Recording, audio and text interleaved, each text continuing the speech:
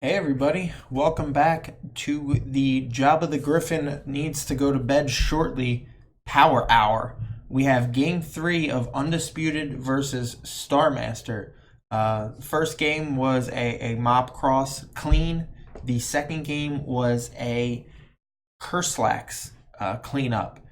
So let's see if this third game can be decided by a single pocket monster. Although I guess technically uh, the second game was decided by with some help from Magneton, and that's what Star was going for in game one. Two, obviously, Mop Cross plus Magneton. I mean, never seen a Mop Cross team that doesn't have Magneton. But anyway, we can see if this game is also decided by a combination of two Pokemon. Who needs six when you can just have two?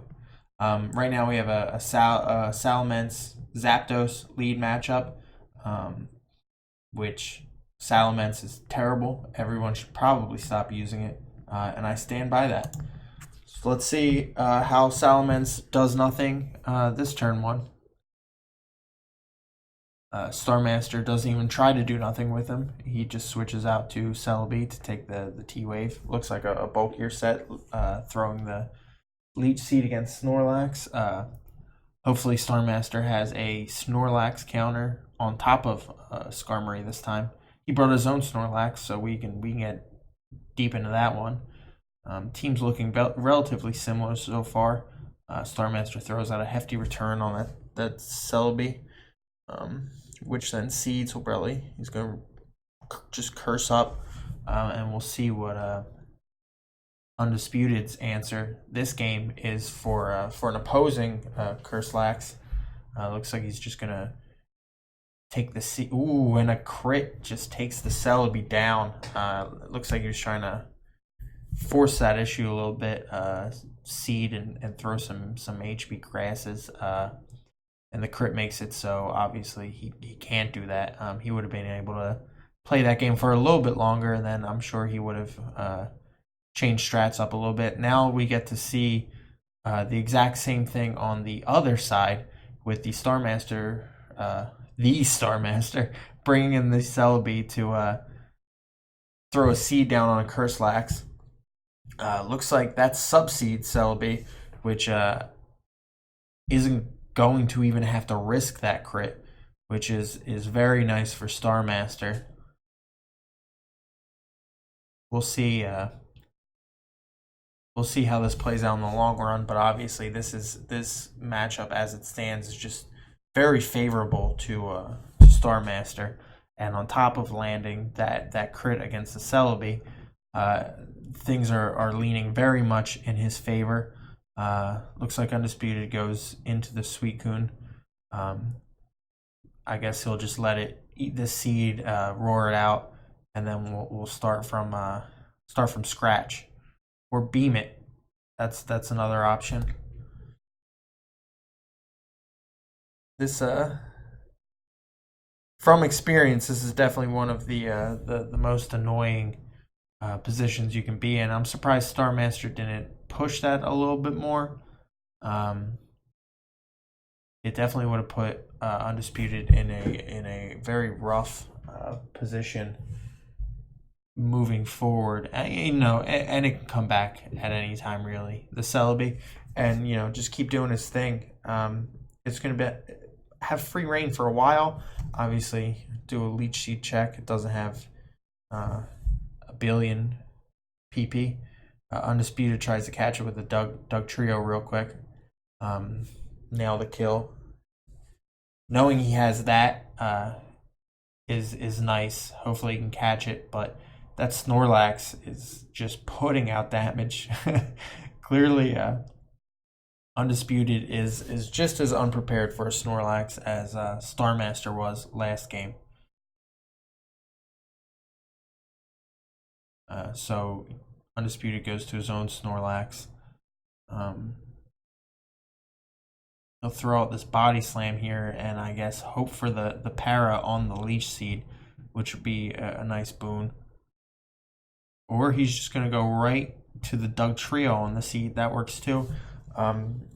Usually these are bulky enough to eat the hidden power bug. Clearly that's not. Also, that could just be adamant, which completely throws off the calculations.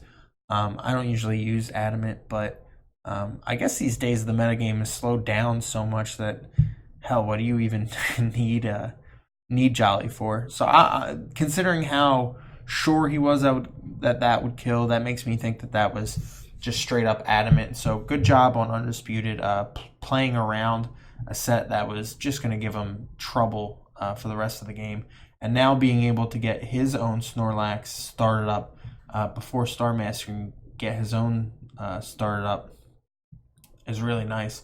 That crit's pretty brutal, obviously.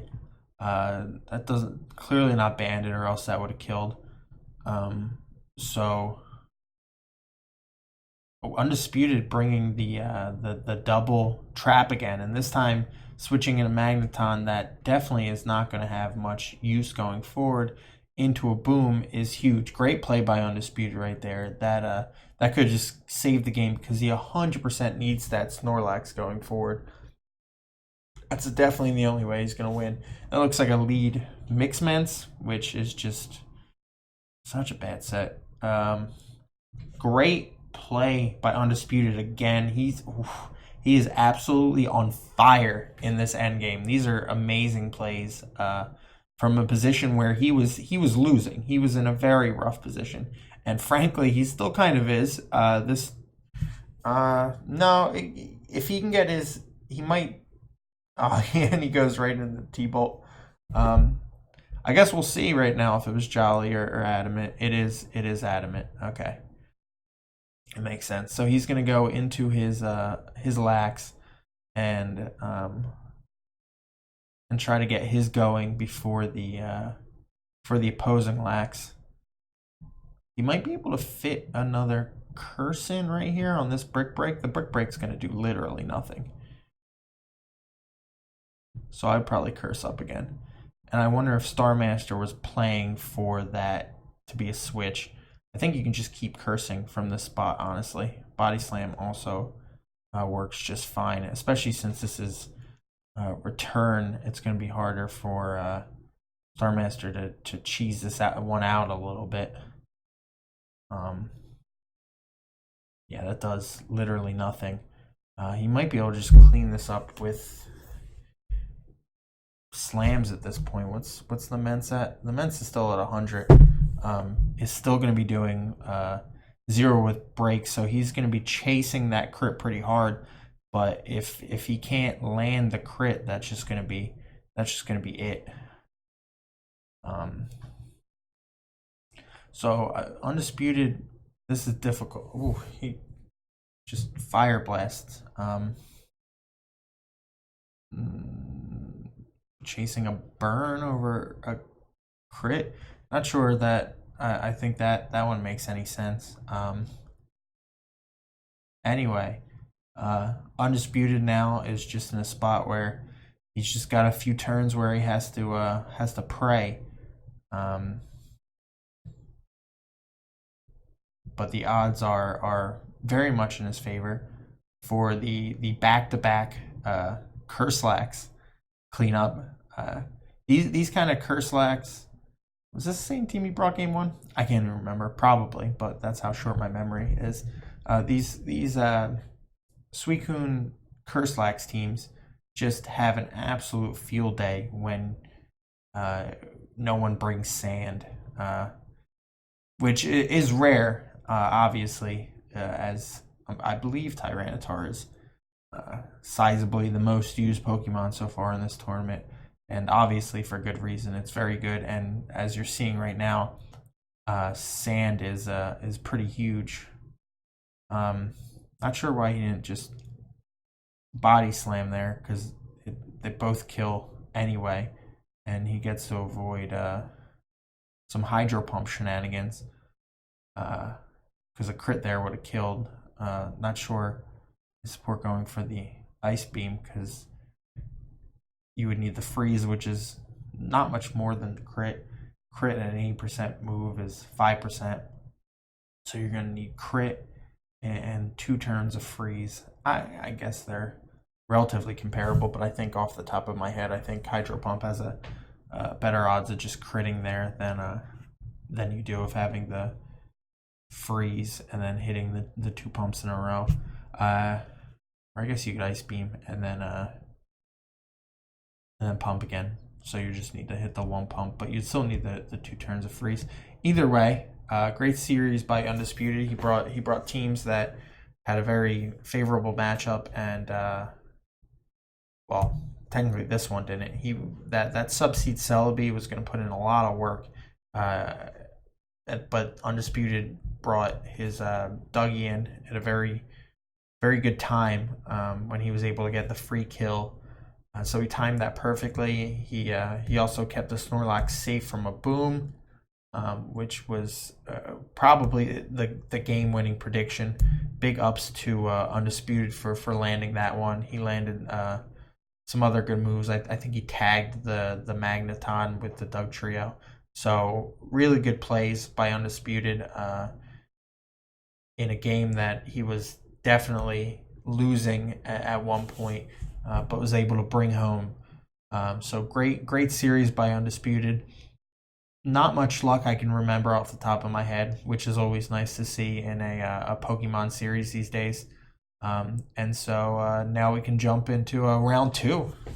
All right, see you guys later.